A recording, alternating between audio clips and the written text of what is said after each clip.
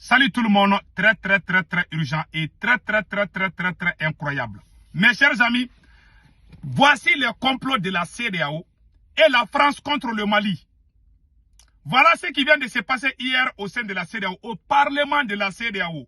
Je vous parle aujourd'hui, jeudi 23 mai 2024.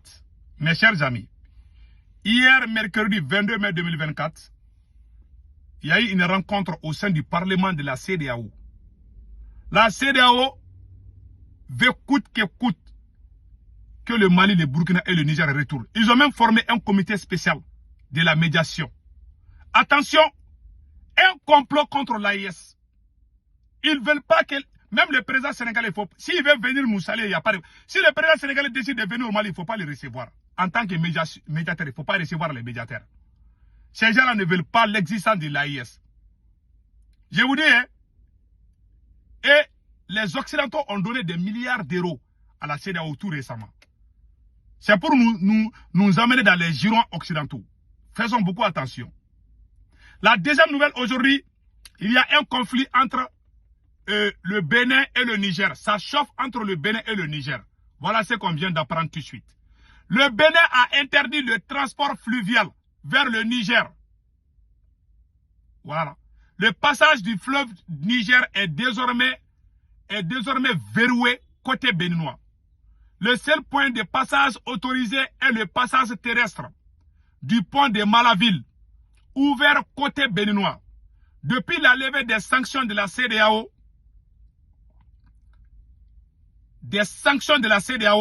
côté nigérien. Voilà, mais fermé côté nigérien.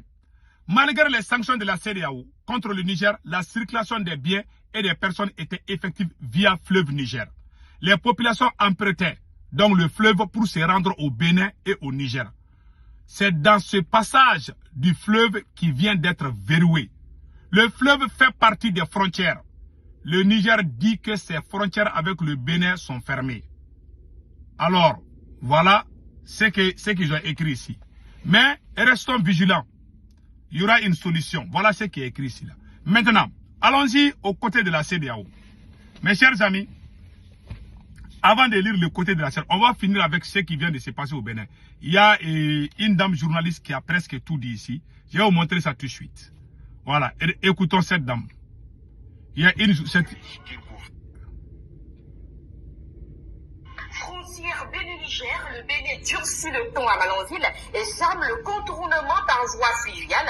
Je vous donne des précisions. Bonsoir. Nous sommes le mercredi 22 mai 2024. Les autorités béninoises ont décidé de fermer le trafic fluvial qui servait d'alternative entre les peuples béninois et nigériens. Désormais, ni les marchandises ni les personnes ne sont autorisées à regagner le Bénin par le fleuve, vice-versa.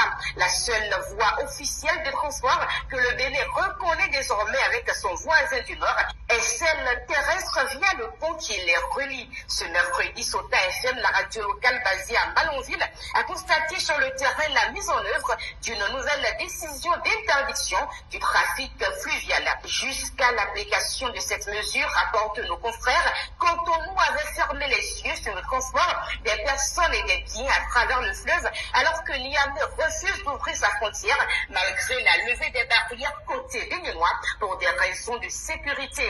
Pour veiller à l'application de cette décision, les éléments de la police républicaine sont déployés sur le terrain. Suivons ensemble quelques témoignages recueillis sur place. Le Niger et le Bénin, nous sommes tous les mêmes. Ce n'est pas parce que le Niger est en train de chercher à nous faire du mal qu'on va le rendre le mal.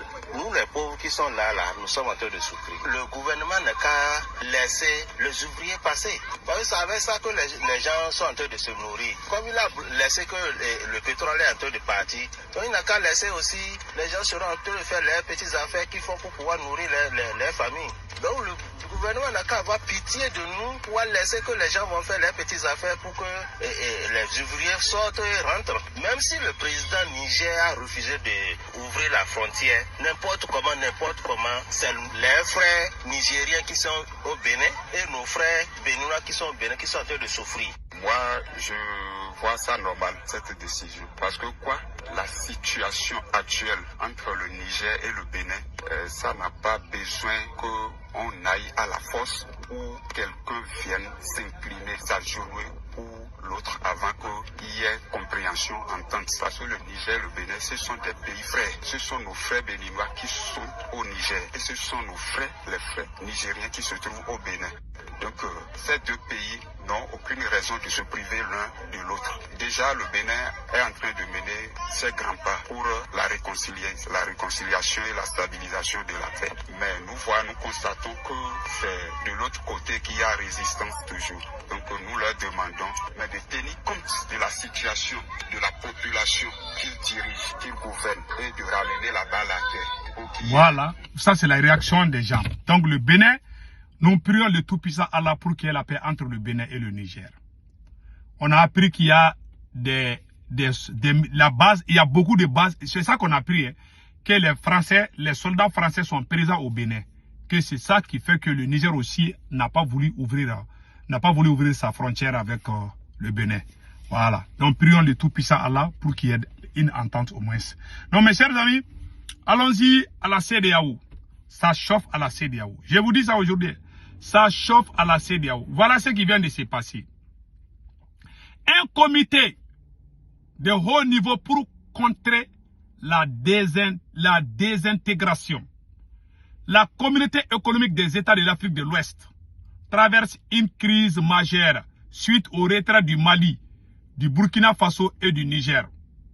Pour tenter de recoller les morceaux, le Parlement de la CEDEAO a décidé de créer un comité ad hoc de médiation. L'annonce a été faite par Djibril Baro, le premier vice-président par intérim du Parlement de la CEDEAO, le 21 mai 2024, lors de l'ouverture de la deuxième session extraordinaire à Kano au Nigeria.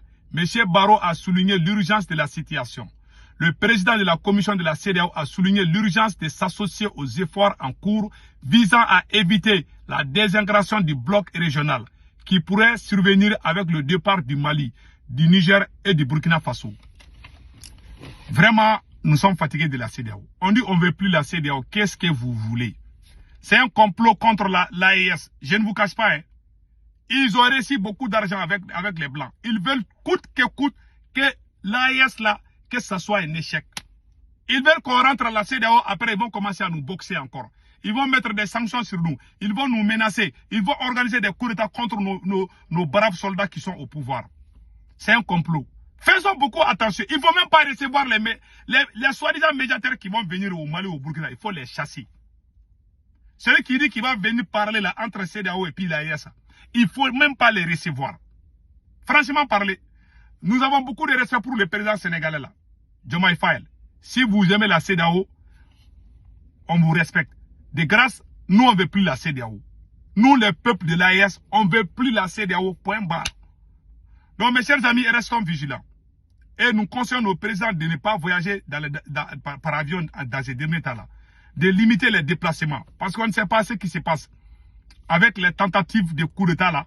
Et les accidents, je ne sais pas, les crashs d'avion, quoi là. Donc, ça fait peur. Donc, restons vigilants. Que Dieu bénisse l'AES. Ciao, ciao.